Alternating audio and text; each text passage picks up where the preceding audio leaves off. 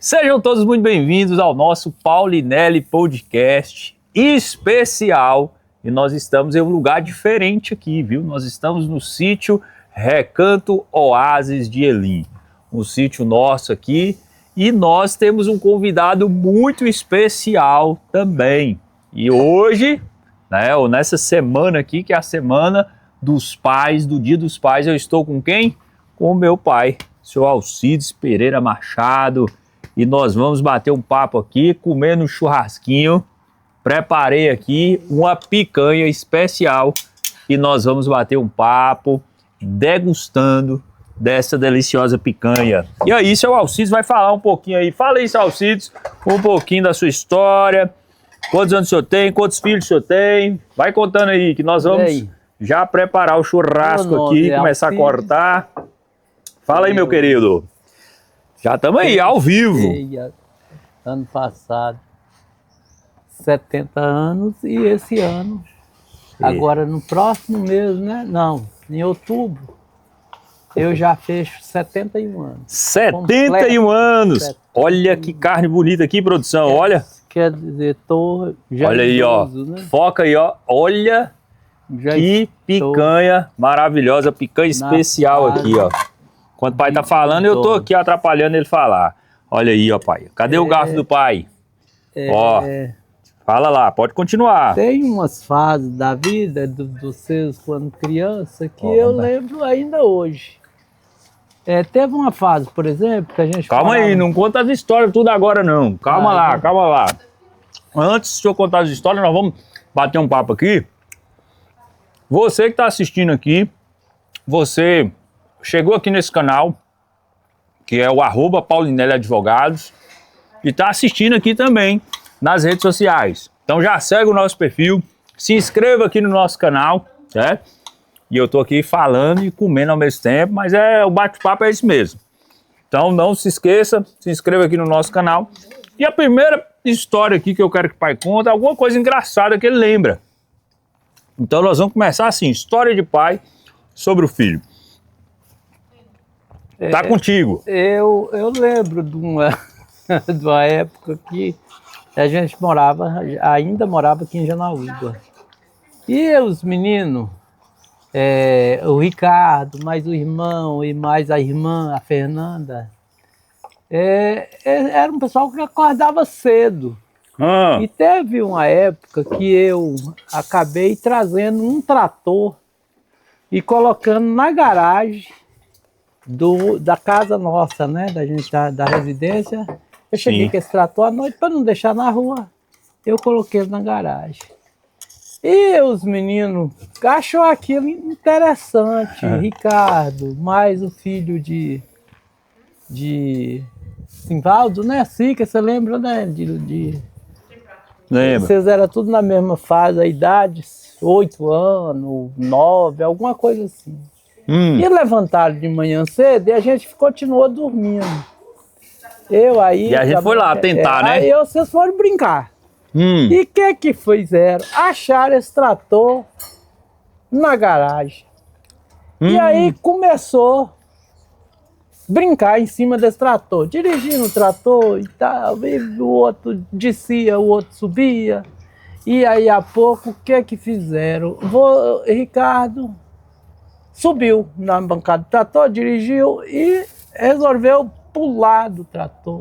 O trator é baixinho, né? Resolveu pular. No ele pular, ele enganchou a perna e ficou lá de cabeça para baixo. Gritando. E fez aquele mau alvoroço. Nós levantamos na carreira lá. Meu Deus do céu, o que aconteceu? O que aconteceu? Aí, menina, aí eu desenganchei. Você, né, que tava com a perna enganchada e a cabeça para baixo. Aí eu fui lá, puxei a perna, botei em pé de novo. Falei, menino, mas que situação é essa? A gente dormindo e vocês aqui bagunçando no trem. Como é que você fez isso? Como é que consegue fazer um negócio dele? Ué, pai, foi assim. Naquela pergunta, uma pergunta retórica, né? Como é que você faz um trem desse, menino? E menino é literal, né? O menino entende do jeito que fala com ele. Que fala.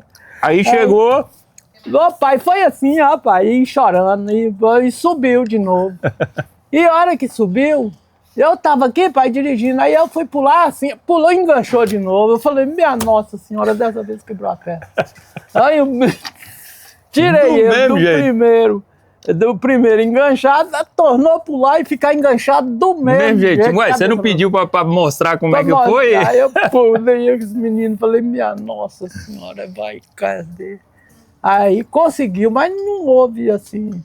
Nada pior, não machuquei não, né? Não machucou não, mas ficou lá de cabeça para baixo, enganchado, com o pé preso, né? Na parte de baixo da lataria do trator. Como a Carninha que eu vou contar uma história também. Eu sempre tô contando pra Luísa, né, minha filha, ela viciou nas histórias do pai, né, Lu? E ela sempre me pede para contar uma história antes de dormir, e eu antes contava história de ficção, né, Lu? Aí agora ela quer que eu conto as histórias minhas. E tem que ser história nova. E aí eu contei uma história pra Lu e ela lembra perfeitamente dessa história, né, Lu? Eu fui na casa de um tio, rapaz. Foi tio Iraci. Eu nem lembro se eu tinha na faixa de uns 10 anos, mais ou menos, 10, 11 anos. E eu, inquieto, andando ali, salvo engano, na rua Oswaldo Aranha, eu vi uma vasilha, aqueles potes de maionese, de vidro. De vidro. Pote de maionese. E eu, atentado demais, querendo ver os cacos, peguei esse pote de um lado da rua e taquei no poste que estava do outro lado.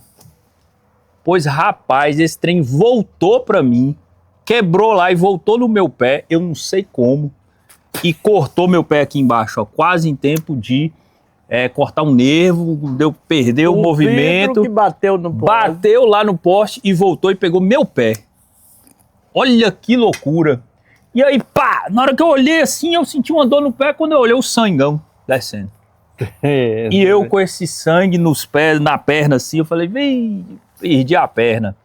Aí eu saí chorando e passou um pessoal lá, inclusive conhecido, de mãe, ali perto de uma quadra, eles moravam perto da quadra do Padre Eustáquio ali. Sim, de frente. Me levou, rapaz, e me colocou lá, eu lembro que me colocou numa cama, arrumou um lençol para apertar meu pé. Na casa deles. E aí, rapaz, essa história, eu acho que me levou para o hospital, deu ponto e tudo mais, quase pegou no meu nervo. Você lembra dessa história? Eu não. Nem lembro, olha pra você ver. É uma história trágica, mas que na época eu conto pra Luísa, né? Fica uma história engraçada, pra você ver, uma cabeça de menino, né? Então eu era um menino mais... Levado, por favor. Eu era? Como é que era? Levado.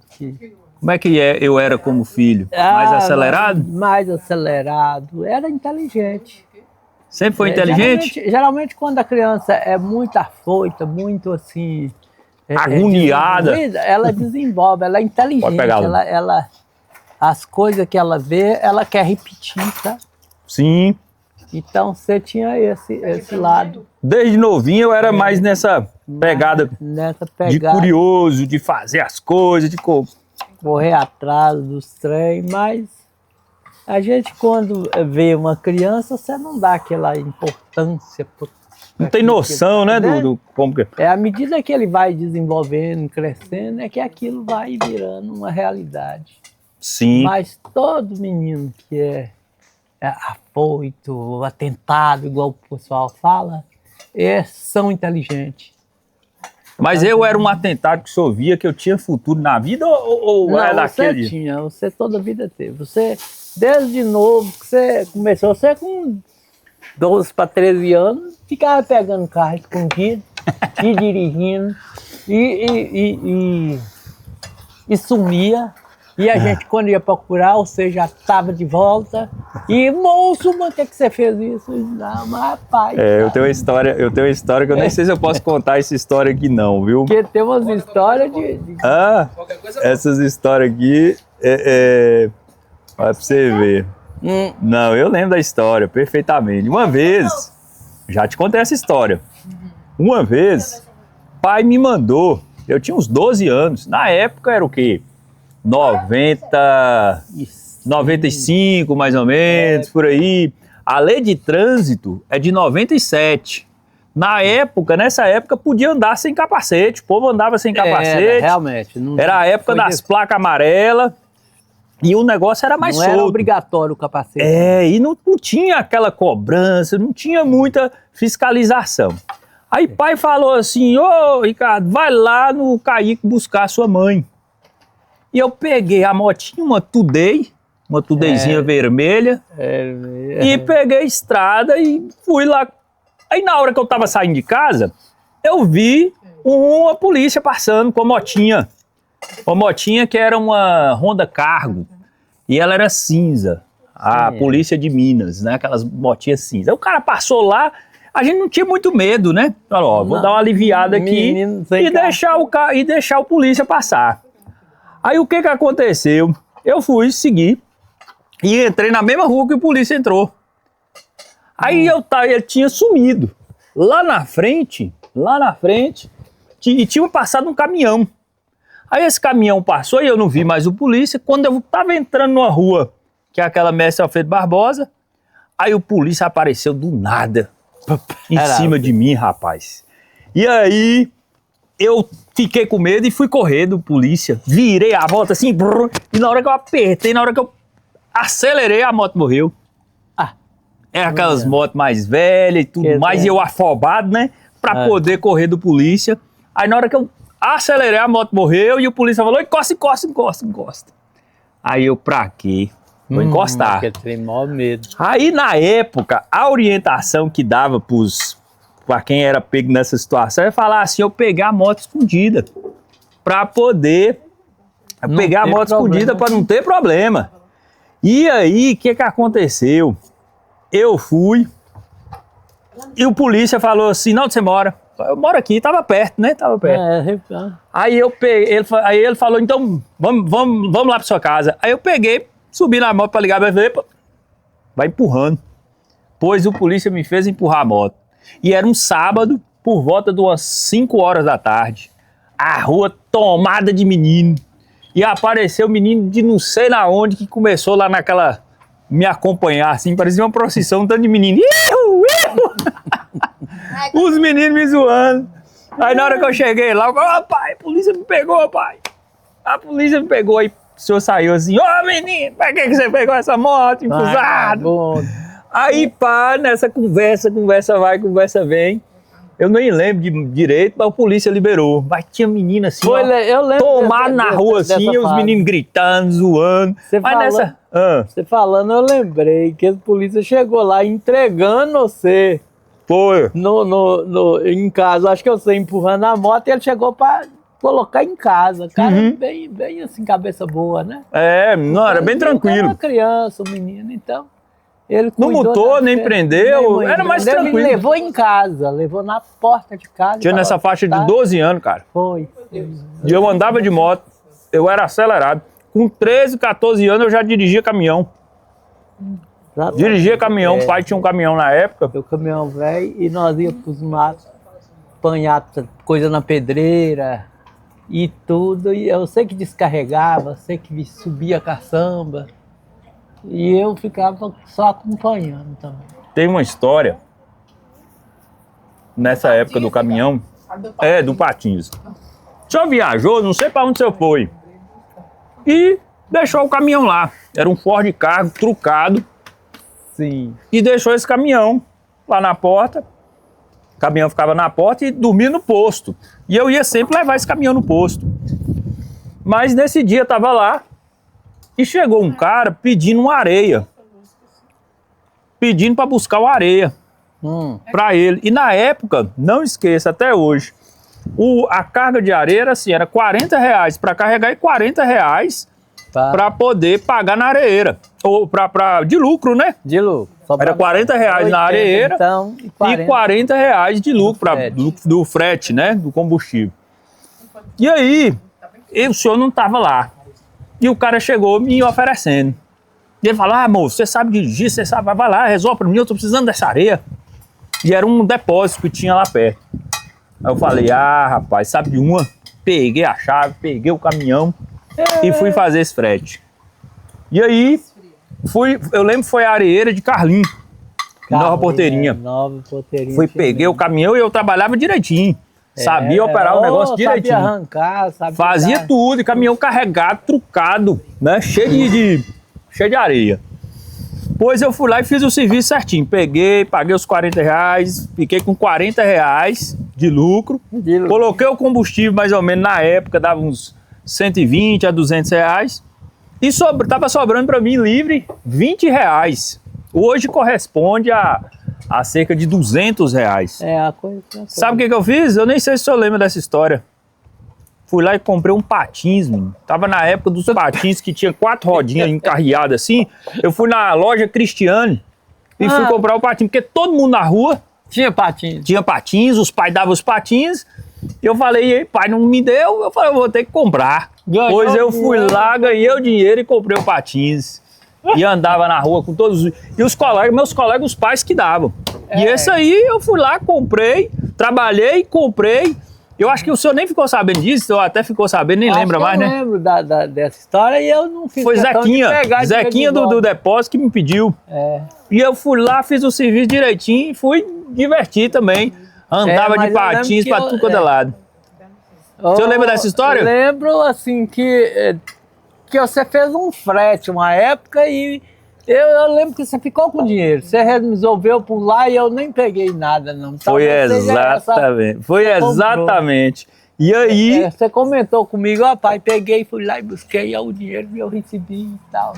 Você só autorizou, depois só liberou. Depois que eu liberei. Mas assim, uma coisa, desde cedo eu sabia o caminho para ganhar o dinheiro e resolver meus negócios.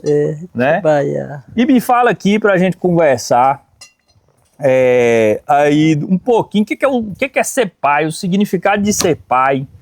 Compartilha aí, né, nossos telespectadores, o pessoal que está assistindo aqui, o significado de ser pai, compartilha aí. O senhor foi pai com 20 e poucos anos, né?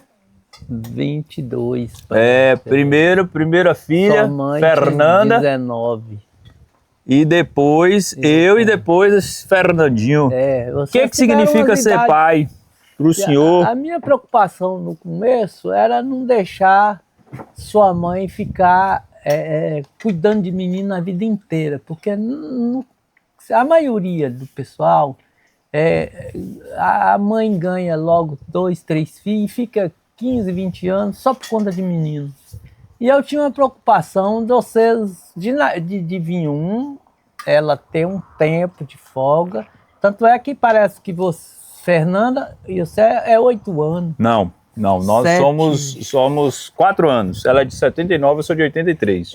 E depois de Fernandinho, que é 90. Mas, então essa preocupação eu sempre comentei com ela para não ficar só por conta de menino naquela fase, de cuidar de criança, porque dá um trabalho danado quando ele é novinho, né? Assuma a churrasqueira lá, Davi, ó, do pão, o pão de alho que você gosta. E deixa um bem passado aí, Davi. Aí, ó, carninha chegou aqui no jeito. Mas aí, o que significa ser pai para o senhor? Ser pai aí é complicado, sabe? Você quando é mais novo, você tem uma cabeça diferente, então você cuida, você tem aquela preocupação de ver desenvolver. À medida que você vai crescendo na idade, aí você vai mudando as ideias para fazer com que o filho desenvolva. E é interessante eu falar isso, que até te atrapalhando, que uma coisa que eu observo e agradeço, porque desde novo eu sempre tive autonomia. Autonomia. Se você me ensinou a trocar pneu de carro, mexer com mecânica, consertar carro velho, fazer conserto de serviço elétrico, de encanação, tudo. Isso é uma escola, né? E depois eu sempre apoiei, foi que a pessoa desenvolvesse. Exatamente, estudar, né? Porque o estudo é que desenvolve qualquer ser humano. Exatamente. Então, eu sempre tive essa preocupação. Então, primeiramente, a pessoa aprende a conviver com as coisas que a gente vive. Sim. E depois eu sempre optei por ajudar a pessoa, os filhos a desenvolver. Interessante Porque só você ficar falar por isso. conta de... Eu lembro bem que teve uma fase que vocês trabalhavam de caminhão, andou ainda novo, apareciam os caras que botavam vocês para ir carregar. Carregar Saía caminhão de cedo, banana? Carregar caminhão de banana. Quando foi um dia nós conversando, eu falei, não envolve com esse trem de caminhão não. Caça Vai um estudar. aqui, vai estudar, muda para Montes Claros. Pode mudar que eu pago o lugar, o ambiente que vocês for ficar lá. E realmente você foi. Foi lá em Montes Claros, caçou o lugar, encontrou uma dona, parece uma dona meio exploradeira lá. Mas vocês, meu pai é um Foi meio, nada. quanto que é? Mandei. Me ajudou muito. Mas lá. Eu lembro que vocês ficou morando nessa... Foi de pensão, depois Numa em pensão, República, eu fui montando República. Mas foi vocês mesmo que Correu mesmo atrás. Que correu atrás. Não precisou eu ir lá e falar, não, vamos caçar essa casa. O senhor nunca foi lá para poder mostrar ou procurar comigo, você falou, se vira. E aí eu fui lá. Você foi, encontrou. É isso aí, hoje eu te agradeço. De cara. Me deixou fazer, assim, me deixou aprender e eu ensino isso meus filhos. Meus filhos têm que aprender. Cada um tem que Né? Tem que desembolar o negócio. desembolar. É isso aí. De pai ficar no pé e não pode fazer isso. Aqui é criação raiz, né? Não é criação de Nutella, não. Deixar Né, Davi? o filho desenvolver. E o que me chamou a atenção também, pai, foi que o senhor não tem nem a 4ª série. Não. Mas já sabia da importância de estudar, desde novo. É porque E incentivou mãe para poder estudar, fazer faculdade. E ela virou professora de geografia, me inspirou a ser professor também, é tanto que eu comecei a fazer geografia. Fiz 5 períodos de geografia. E o senhor me ensinava muito, me incentivava a fazer direito. Por quê? Por que o senhor me incentivava a fazer direito? Porque eu conhecia a função do direito, qual é a importância do direito no Brasil. Você ser um advogado, no direito você pode ser um advogado, você pode ser um promotor, você tem uma área muito grande para você escolher. Então o direito não quer dizer que você tem que ser advogado, você pode correr para um concurso, para uma outra, para uma fase da justiça, pode ir para um banco central, para alguma coisa, mas o direito te prepara para isso, sabe? É exatamente, uma base, né? É uma base. E eu, de fato, não queria fazer direito no primeiro momento, porque eu não me achava capaz de passar numa faculdade pública, né? Eu já achava. Eu falei, não, vou fazer geografia, que é um curso mais fácil. Você e eu vou direto passei no país na época, né? Fiz ali a primeira etapa, segunda, terceira etapa, passei. E eu não tinha feito o curso de direito até então, o vestibular. Na época tinha um vestibular mesmo. Aí você continuou fazendo cursinho. Tava começando o ProUni. Salvo engano, o ProUni é de 2000, por aí. Mas o meu foi o vestibular tradicional. O seu foi o tradicional. Foi o tradicional. Tinha que estudar lá. Primeiro estudava todas as matérias, depois começou. Obrigado. Pessoas por vaga. Foi uma concorrência violenta. E aí, na época, eu comecei a fazer geografia, aí o senhor me incentivou a ir para Montes Claros. E eu lembro que eu trabalhava com o senhor no caminhão, no caminhãozinho azul que tem até hoje aí, ó. Para com isso, vai para estudar. Outra coisa que eu lembro, o senhor falando aí, eu lembro até hoje que eu trabalhei num silo de um fazendeiro e nessa silagem lá, eu lembro, moço, mas pensa num trem que era quente, um calorão, você ali no caminhão, tinha que estar tudo fechado, porque o silo de sorgo, né? Fica jogando em cima do carro e se não tiver uma proteção, você fica só o sorgo também, só o pó. E aí, não tinha um ar-condicionado, o carro mais velho, tinha um ventiladorzinho. Quando ligava esse ventilador, vinha um vapor quente. Eu lembro até hoje, eu fazendo geografia e estudando, saía desse serviço e ia pegar o ônibus para poder vir para Montes Claros, né? Sair de Janaúba para Montes Claros. No início você começou. E aí eu lembro que um dinheiro que eu ganhei, que o senhor me deu nesse serviço que eu fiz, eu fui lá e comprei uma mesa, não topa tudo, comprei uma luminária e estava montando meu primeiro computador. Meu primeiro computador foi eu que montei. Nessa curiosidade, eu frequentava uns lugares assim que tinha um pessoal que mexia com computador e eu fui aprendendo sobre computador nessa época. Na época do DOS. Era DOS, depois veio... Eu montei o meu primeiro computador, salvo engano, era um Pentium. Tinha Pentium 1, Pentium 2, Pentium 3. Tinha outro que eu esqueci o nome, é AMD. Eu entendia sobre tudo isso. E aí eu comecei a estudar. Meu primeiro computador foi eu que montei. Na época. E aí você aprendeu, convivendo com aquilo, você aprendeu, ficou esperto no... Eu sempre tive essa característica de ser um curioso para poder como é que funciona, aprender a fazer e construir para mim. E aí eu lembro nessa época que esse dinheiro que eu ganhei, eu comprei a mesa, comprei a luminária e rachei o pau estudando. Estudando. Eu lembro que eu tinha uma certa dificuldade em português, que era uma matéria de muito peso na faculdade, no vestibular, e eu, rachei de estudar, meu amigo. E aí, depois no quinto período, eu em Montes Claros, aí eu passei em Direito. E aí continuei em Montes Claros. Você já tinha 2 anos quase de geografia. 2 anos e meio, ou seja, 5 períodos, né? 5 períodos de geografia, quase. Depois continuava, dava para ter continuado depois, né? Mas... Sim. Qual que foi, assim, o momento mais feliz junto? Né? Essa pergunta aqui é para mim.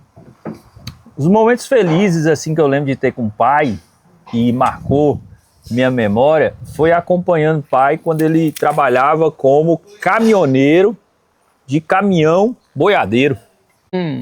Você sabia? Uns viajonas com as viagens, moço. Você sabe o que eu lembro? A memória que eu tenho é chegando para embarcar ou desembarcar o boi que chegava lá. Como é que é o nome daquele negócio? Aquela rampa? O embarcador. E o cheiro da fumaça de caminhão. Me traz uma memória bacana. Ouvir música sertaneja de madrugada.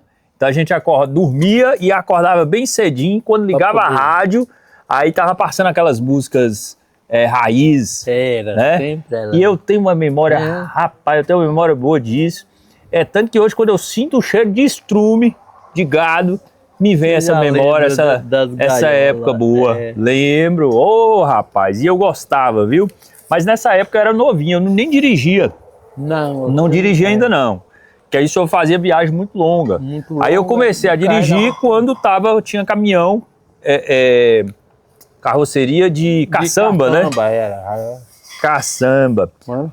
Pra gente avançar aqui e finalizar esse bate-papo aqui, quais são os sacrifícios que o senhor já fez pela família?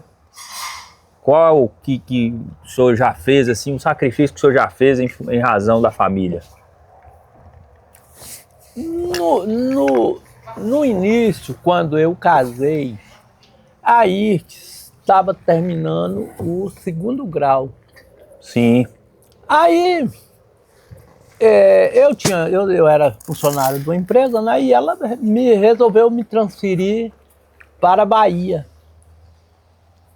E um local bem distante, aqui próximo, um lugar com o nome de Iuiú. E o que eu fiz? Eu falei, eu casei, aí tinha terminado o 2º grau, eu falei, eu não vou levar minha mulher pro mato agora não, pra roça, pra fazenda. Aí resolvi levar ela, alugar uma casa e morar em Guanambi. Ou seja, 120 quilômetros de distância do local que eu trabalhava.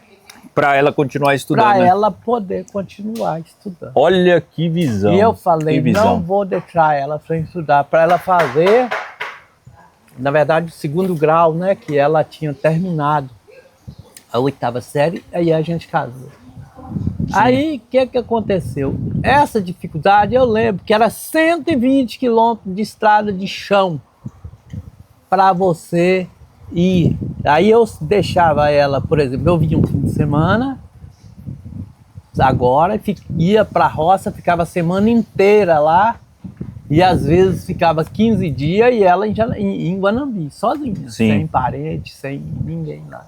Mas focada no estudo dela.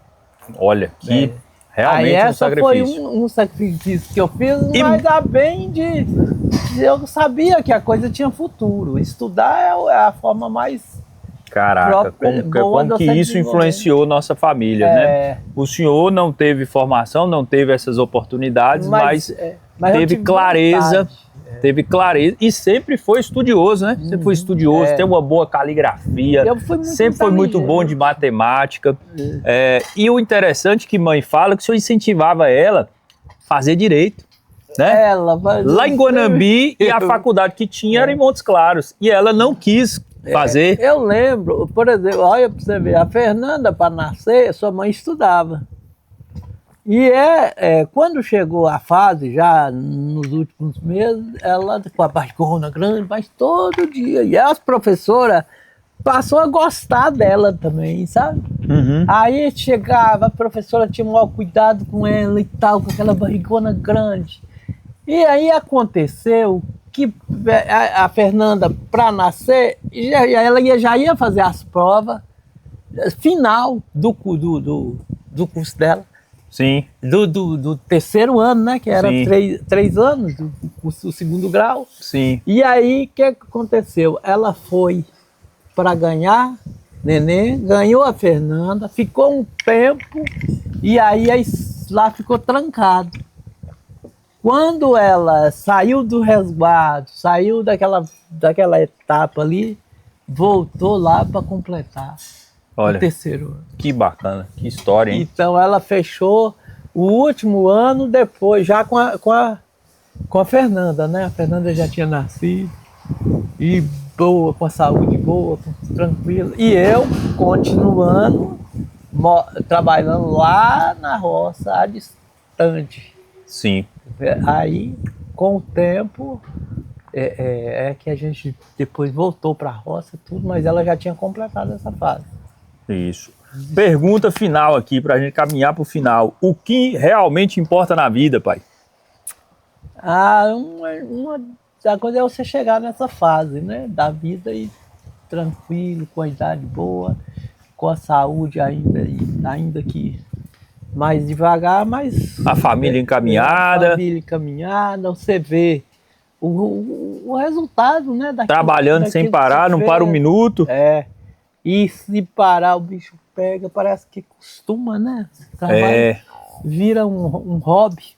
Certo. E a fé, em relação à fé, o que o senhor diz aí? Eu sou muito, eu confio muito na palavra de Deus. Agora, eu sou muito precavido em relação a muitos explorador que tem da fé.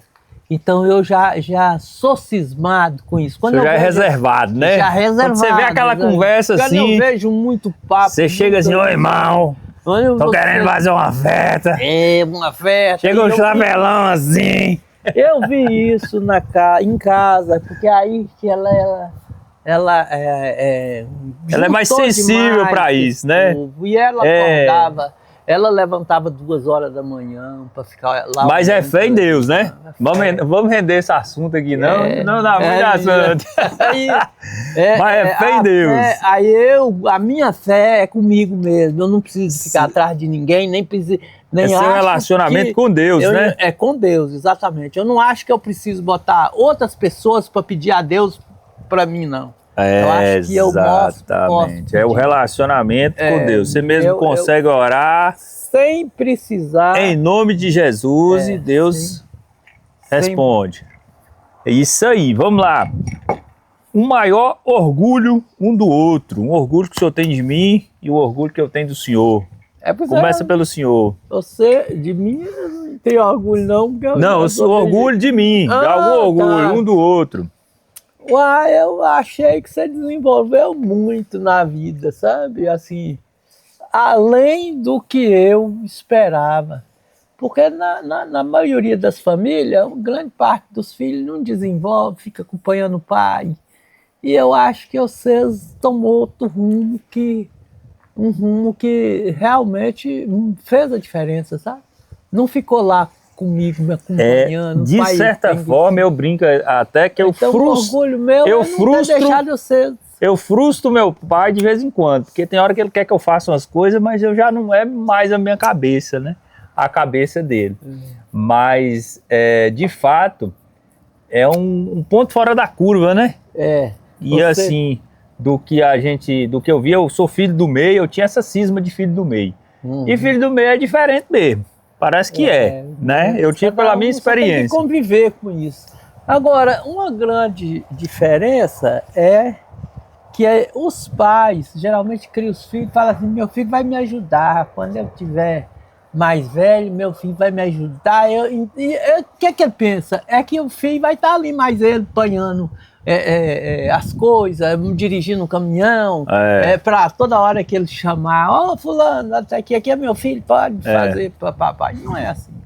O senhor entendeu isso muito claro. O senhor já me deixou solto. Você vai ter sua vida. Já sei. Você se vira, vai correr atrás do seu. Correr atrás e não e na medida do possível, a gente estando junto, estando perto. É tanto que nós temos um sítio aqui, ele está construindo. Ó, chegou um peixinho aqui, ó. Então o senhor está construindo ali. Aí, ó, peraí, ó. O bicho já tá cagando aqui em cima da mesa. Aí, ó. Isso. Pegou o peixe. Pega um balde aqui, Lucas. Deixa eu colocar ele no balde. Pra você levar ele. Ó, e o bicho não achou. Aqui, ó. Dá o balde aí, deixa eu colocar, você leva e coloca ele lá, ó. Toma. Esse balde pequeno aí mesmo, esse balde pequeno. Aí, ó. Coloca lá e coloca. Não, pula não, moça, me daí. Aqui, ó. É isso. Aí, ó, coloca ele lá. Isso. Aí. Coloca, leva lá pro lago. E um orgulho. Pode falar, pra gente. Como é que tá aí, produção? Já tá acabando a bateria? Eu tenho uma convivência muito boa com todo mundo, com meus filhos, todo mundo, né? Com Sim. Ricardo, com a Fernanda. Graças a Deus eu não tive problema com ninguém e nem eles acreditam que não tem comigo. Não, isso, o orgulho. Pode falar. Eu ajudei eles desenvolvendo o que eu pude, na cabeça, na conversa, na informação. Isso é muito bom. Né? Você tem que fazer isso, você tem que fazer aquilo, não faz isso não. Então eu fiz o que pude no sentido de desenvolver todo mundo, para não ficar igual eu, porque eu não estudei, não tive chance mesmo. Mas o senhor deixou a maior herança que pode deixar para os filhos, que é o estudo, viu? É o estudo, isso o senhor fez. Então, e o maior orgulho que eu tenho do senhor foi o legado do estudo, do incentivo, né? Sempre me incentivou a estudar. Eu sempre fui mais acelerado para poder trabalhar, para poder ver as coisas. O senhor foi lá e me colocou no norte. Falou, não, eu sempre queria trabalhar, fazer alguma coisa, ter minha renda, ter minha independência.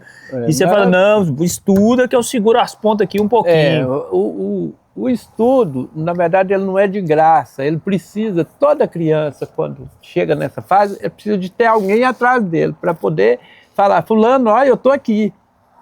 Segue aqui, porque eu vou estar, se você precisar de alguma coisa, eu vou estar aqui do lado. Então é isso que eu fiz, sabe? Não estou aqui não tem nada com isso, eu não vou cuidar de não, isso ele se vira. Eu não pensei desse jeito. Certo. Eu achava que para desenvolver precisa de apoio, principalmente no início, porque senão não desenvolve, senão você acaba ficando 70, tenta, mas não consegue. Porque a maioria das pessoas que estão próximas do você ali, eles não estão lá para te ajudar, não. É só para poder te atrapalhar, tirar o que você tem, mudar a sua cabeça. Mas o pai não, o pai geralmente fala... Sempre me incentivou nesse sentido, sempre me corrigiu, falou, não anda com esse povo, não vai para esse lugar e tal. Sempre foi essa pessoa para mim. Graças a Deus eu consegui convencer todo mundo, né? A Fernanda, que hoje tem faculdade, a diretora. Formou todo mundo. Todo mundo. O Fernandinho, que hoje é um engenheiro agrônomo e é um professor de uma faculdade. Também tudo por causa do apoio que teve. Sem apoio, sem a força da família e do pai e da mãe, é mais difícil. É mais difícil. Consegue. Isso aí, de fato. Muito difícil. De fato. Pra gente finalizar aqui, caminhando pro final, o que nunca tiveram coragem de dizer um para o outro. Hoje, assim, pai não é aquele cara que fica, eu te amo, meu filho, eu te amo. Hoje eu já falo, eu tenho tranquilidade de falar para meus filhos, meu filho, eu te amo e tal. Pai é e aí, pai velho. Né, mas é a questão da cultura, do que ele acostuma. Mas eu nunca tive problema de dizer que eu te amo, pai, dar uns beijos aqui na careca dele assim, dizer que eu te amo, que sou é muito importante para mim. Nunca tive problema não, nunca tive assim, nada de alguma coisa para dizer não. Mas é importante a gente pensar isso, que às vezes o pessoal fala, meu pai nunca falou que me ama. Né, Meu pai nunca não sei o quê. Eu, por exemplo, sou de pouca conversa, não sei expressar muito. Mas expressa com trabalho, expressa com direcionamento, com incentivo. Com a cabeça planejar uma coisinha, mas de falar, não falar nunca foi. Hoje em dia os filhos estão muito Nutella, né? Ai, meu pai tem que falar que me ama, não sei o quê e tal. Mas hoje não é porque meu pai não me falava que eu não vou falar para meus filhos que eu posso falar. Não, e de fato, hoje a gente tem uma cabeça diferente, né? Se fosse o último churrasquinho hoje, que tá finalizando aqui, ó, juntos, o que diriam um para o outro? Se fosse esse último churrasco aqui nosso, o que o senhor falaria para mim? O que eu falaria para o senhor? Eu falaria que eu estou muito satisfeito com tudo que você faz, com o seu jeito, com os modos que você foi criado e o modo que você está hoje. Então eu diria que você está de parabéns. Eu achei que podia ser igual eu, mas foi 1000 vezes melhor. Eu acho que você desenvolveu, vai desenvolver, é inteligente, é honesto, cuida dos seus trem. É o que eu esperava mesmo. É isso aí. E o que eu tenho para dizer é sempre obrigado. Sempre obrigado. Ele fica falando, que eu vou deixar uns bens para você, que não sei o quê. Eu falo que você não precisa deixar nada para mim. Eu fico até falando, se eu falar de alguma coisa, de adiantar alguma coisa para mim, eu vou vender, torrar e colocar o senhor para viajar, né? Para aproveitar. Ou seja, o legado que o pai pode deixar para o filho é o estudo, é uma boa educação, são os valores, né? E hoje eu tenho muito a agradecer. E para finalizar aqui, gente, nós estamos num ambiente rural aqui e a gente fala muito aqui sobre benefícios previdenciários. E meu pai, foi eu que aposentei ele, trabalhador urbano, mas ele teve muito período mais um peixe aqui, muito período de atividade rural. Então vocês que estão assistindo aqui, eu falo muito sobre como conseguir o melhor benefício previdenciário. E tem um pessoal que trabalha na roça, igual meu pai, a vida inteira também, desde novo trabalhando na roça. Esse tempo pode ser utilizado para fins de comprovação de carência, né?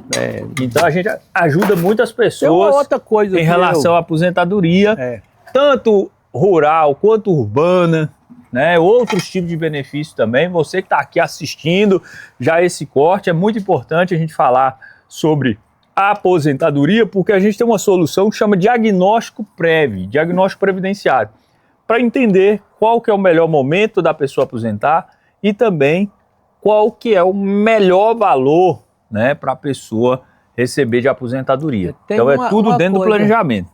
Tem uma coisa que me facilitou minha aposentadoria também, é que eu desde novo, de mais novo, preocupei com a forma de comprovar aquilo que eu ia precisar quando fosse aposentar. Eu guardei todos os meus recibos de prestação de serviço. GPS, as guias, eu era empregado. Tudo. Guardei todos os meus olerites. Então, quando foi para mim aposentar, eu lembro bem que de prestação de serviço, eu tinha 80 e tantos olerites de valores que eu recebi e que as empresas que eu trabalhei fez os depósitos. Então eu estava com isso tudo na mão. Então eu, quando fui para o advogado, eu peguei tudo aquilo que eu tinha de documentação e falei, tá aqui, ó, esse aqui é o meu histórico. Exatamente. E aí foi fácil, né? Porque chegou foi advogado fácil. A analisar mais um negócio, caminhar. Negócio esse foi que aconteceu com o pai e que depois eu falei, olha para você ver o que a falta de conhecimento faz. O pai teve um problema sério de hérnia de disco e nessa época que ele começou a ter esse problema, eu estava na faculdade, no início da faculdade. E eu via pai sofrendo com essa dor na coluna e pai ia sempre no fisioterapeuta e fazia fisioterapia, tomava remédio, melhorava, depois voltava, doía tudo de novo. Eu me recordo que uma vez eu conversando com um pastor amigo meu, eu lembro até pastor Adelci, fui visitar ele, que ele tinha feito uma cirurgia e nessa conversa ele me falou que fez uma cirurgia de hérnia de disco e foi com um neurologista. O senhor lembra disso? E é tanto que quando o senhor estava com esse problema, que depois que eu vi ali, eu não entendia muito, que era o diagnóstico de hérnia de disco, aí eu falei, ó pai, é o mesmo problema que esse pastor teve. Entendi. E aí nós pegamos o senhor, eu lembro até hoje, colocamos dentro do carro, o senhor não estava aguentando nem andar. Nem levantar. E levamos para fazer uma cirurgia em Montes Claros, e foi pelo Ipseng, que mãe tinha o plano, era professora. E eu lembro... Fomos procurar o médico neurologista que a pessoa que você tinha comentado falou. E o senhor, e na cabeça sua, o tratamento era só com ortopedista, né? É aquele que mexe com o osso, que mexe isso, com o nesse ponto, nessa parte aí foi ponto para mim. Só que teve um detalhe que eu também não entendia, que ele tinha direito ao benefício por incapacidade. E nós não requeremos na época, né? Nenhum centavo. Não requereu na época, ficou esse tempo todo de tratamento sem receber. Quase 1 ano e meio, praticamente sem... pai sempre foi autônomo, né? Sempre foi assim. Nessa época não tinha carteira assinada. Não tinha, e achava que não tinha direito, né? E ó, pra você ver, eu ia na faculdade, eu não tinha muita noção. E não se falava tanto de direito previdenciário. E aí ficou nessa. Depois, pai teve, antes de aposentar, pai também teve uma crise, né? Eu lembro que o senhor estava num lugar na roça, e aí o senhor parece que agachou para poder encaixar um cano, né? E deu um mau jeito. E uma pessoa viu o senhor passando mal, chegou, pegou o senhor, parece que o senhor teve até febre de tanta dor que o senhor sentiu, né? Situação. Levou. E nessa época eu falei, não, vamos pro médico. Aí nós fomos no ortopedista, também encaminhando pro neurologista, mas o ortopedista ele foi muito objetivo. Falou assim, não, caso seja uma inflamação, você tomar um remedinho, pode sarar. Vai sarar, mas ia demorar. Cirurgia, né? Aí sim nós entramos com pedido de auxílio-doença. Foi nessa época, né? Eu fiquei 1 ano quase encostado. Foi encostado por conta desse problema de hérnia de disco. E aí eu já era especialista em direito previdenciário. Então, assim, aí é tanto que nós praticamente emendamos, né? Saiu do auxílio doença e foi para a aposentadoria por idade. Quando eu aposentei, eu estava praticamente no auxílio doença ainda. Tava, eu lembro. Mas você completei a idade. Sim. E a documentação. Aí não, beleza, a questão da idade, documentação, estava tudo em dia, mas essa parte do auxílio-doença, olha para você ver o que a falta de informação faz, né?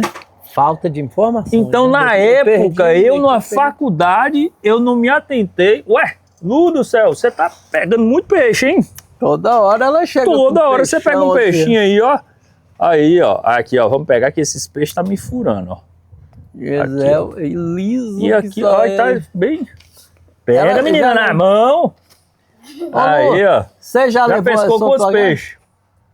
5 peixes? Aí. E aí, você que está aqui assistindo, é muito importante que ouve essas informações aqui. Tem pessoas que estão aí do seu lado, às vezes estão passando por algum problema, eles nem sabem que tem direito, né? E aí, nesse caso, que eu tive essa experiência com uma pessoa que teve o mesmo problema de pai, eu consegui ajudar. Uma pessoa falou, não, o problema aí é neurologista, não é ortopedista. Aí, pá, graças a Deus, o pai fez uma cirurgia, depois precisou fazer outra, mas resolveu, né? Só que a parte previdenciária ficou no meio do caminho. No meio do caminho. Então é muito importante esse conteúdo que nós fazemos aqui nas redes sociais, e nós estamos falando, não só falando da nossa vida aqui, mas como ajudar pessoas. Espero que isso aí vire um corte, viu, minha produção? Eu fiquei praticamente 2 anos sem renda nenhuma. Pois tinha direito, tinha qualidade segurada. Não podia trabalhar. Olha para você ver, quando a pessoa... Sem correr atrás, sem falar... Podia ter a partir do primeiro mês, né? Exatamente, desde o primeiro momento. Porque o senhor tinha qualidade segurada, o senhor estava com a sua contribuição em dia na época. E tem gente que trabalha na roça que tem direito a benefício porque tem qualidade de segurado especial. Entendeu?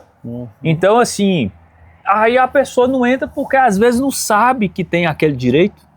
É muito comum o pessoal, às vezes, pedir o benefício de prestação continuada, do BPC-LOAS, mas, na verdade, a pessoa tem direito a um auxílio-doença, a um benefício por incapacidade, que pode se transformar em aposentadoria por invalidez. Então, é muito importante, né, a pessoa fazer o diagnóstico previdenciário, entrar em contato aqui com a gente, nós entender a situação, como que nós podemos ajudar.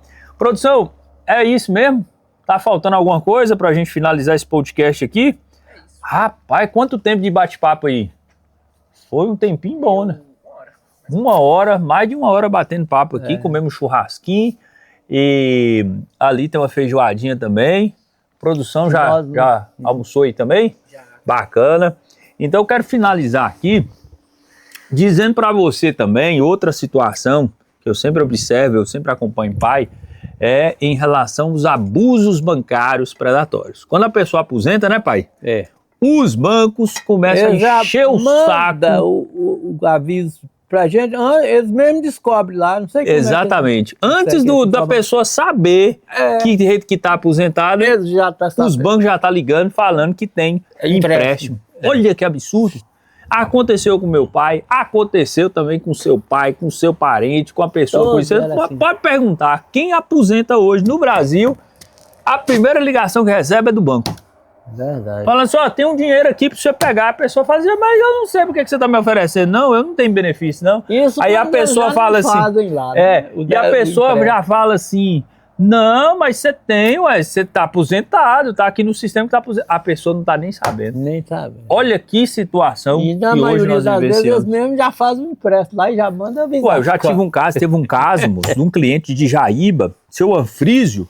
Seu Anfrísio, nós aposentamos ele, foi uma dificuldade para aposentar ele, trabalhador rural, tentamos no INSS, deu errado, depois eu entrei com a ação na justiça e consegui aposentar ele. Você acredita que com 2 meses, um tal de Banco Santander foi lá e fez um empréstimo sem ele ter autorizado. E aí foi um correspondente do banco, mas no final das contas aparece o nome do banco lá, então o problema é do banco. Aí nós entramos com a ação, falando que ele não fez, aí foi ver uma assinatura falsificada, inventaram a assinatura dele lá, e aí saiu o resultado, nós conseguimos a indenização por danos morais, a restituição em dobro dos valores que foram descontados indevidamente. Então isso é muito comum. Teve uma fase que os bancos terceirizavam esse tipo de empréstimo para certos... Outro Lu! Nossa, esse aqui tá grande, ó. Terceirizava menina, essa aqui, Lu. Isso aqui dá pra fazer. Vai pôr no balde? Não, esse aqui. Grandona, viu? Aí, ó, vamos fazer o quadro aqui da foto. Pera aí. Como é que é, pai? Conta aí. Teve uma fase recente aí que os bancos terceirizavam esses empréstimos de consignado. Vem, Lu! Ah, Luiz encheu o trem de água ali? Para menina, aqui é pescadora. Aí, ó. Encosta aqui, Lu, ó. Encosta aqui, embora tirar uma foto. Luiz, enquanto nós estamos aqui conversando, Luiz tá ali pescando. Segura o peixe seu. Segura o peixe seu. Aí, segura aqui, ó. Aí, pega na pontinha. Aê! Segura, Lulu! Segura aqui, ó. Os três. Aqui, ó. Segura aqui. Aí, Lu. Aê! Olha aqui, Luísa. Aí, Lu. Pronto. Aqui, deixa eu tirar agora, calma aí. Viu? Eu vou essa daqui dá pra fazer um ceviche de tilápia. Ó, quero colocar aqui, ó. Tem água aí, Lu? Tem uma aguinha aqui. Toma, Lu. Já pescou quanto? Uns 6? 7 peixes. Aí, ó, que bacana. O senhor tava falando aí, ó, você sabe o que é muito comum? A pessoa ter pego o empréstimo e no fim das contas, o banco, antes da pessoa finalizar o empréstimo, o banco vai lá e faz uma renovação. Ou então, o outro banco vai lá e compra a dívida, faz uma portabilidade sem a pessoa saber. Então a pessoa acha que vai pagar 60 prestações. Aí passa os 5 anos e aí chega lá, na hora que olha, ainda está faltando, sei lá, 90 e tantas prestações. não acaba nunca. Então, uma coisa que eu sempre falo aqui com o pai, falo, ó, cuidado, tenha cuidado. Então, quando o povo ligar, oferecendo alguma coisa, fica atento, me fala para não cair nessa cilada dos abusos bancários. Pai e mãe, eu sempre estou aqui observando. Então, você que está acompanhando aqui, pode ter certeza, se seu pai, sua mãe, seus avós aí fizeram, às vezes, um empréstimo, pode olhar que pode ter problema. E o negócio que nós fazemos aqui chama diagnóstico livre, que é uma investigação do extrato de consignados para verificar a regularidade de cada contrato. Então, a partir daí, nós identificamos vários abusos e vamos dar encaminhamento para poder recuperar valores que foram descontados indevidamente. Então, se você quiser saber mais sobre o diagnóstico livre, é só clicar aqui no botão abaixo e falar aqui com a gente que nós vamos explicar como que funciona aqui no escritório. Pai, eu acho que nós já estamos finalizando aqui, né? Meu gato, meu pai maravilhoso aqui, finalizando aqui esse nosso bate-papo registrado aqui, né? A produção vai colocar nas redes aí, nosso Dia dos Pais. Queremos desejar para você um feliz Dia dos Pais, né, para todos vocês aí, valorizem os seus pais. Eu sei que algumas pessoas não têm esse privilégio, já perderam os pais ou não conheceram os pais, mas se você está tendo a oportunidade de ser pai, faça valer, né? Ame seus filhos, cuide, incentive, né? Seja um pai presente e bota para desenvolver, né, pai?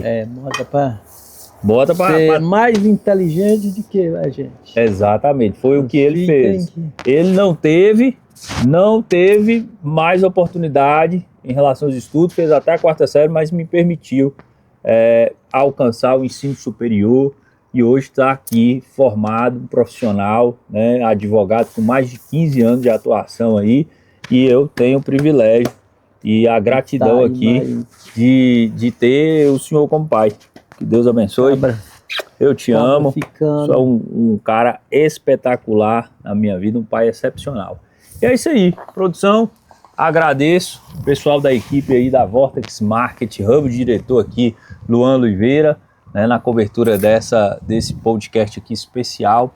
E fiquem com Deus e até o próximo Paulinelli Podcast. É isso aí, forte abraço, valeu aqui, quero agradecer minha esposa também, fez aqui uma feijoada, fez um churrasquinho, nós beliscamos aqui, não deu para comer muito não, e agora nós vamos continuar aqui, vamos terminar uma carninha ali, e ó, até a próxima, valeu, Deus abençoe, aproveitem bastante aí o podcast, já curta, compartilhe, comente, se inscreva aqui no nosso canal, viu? Nas redes sociais, @Paulinelli Advogados, estamos em todas as redes sociais, Facebook, Instagram, Kawaii, TikTok, todos os canais, todos os meios aí. Então é só nos acompanhar. Valeu, forte abraço!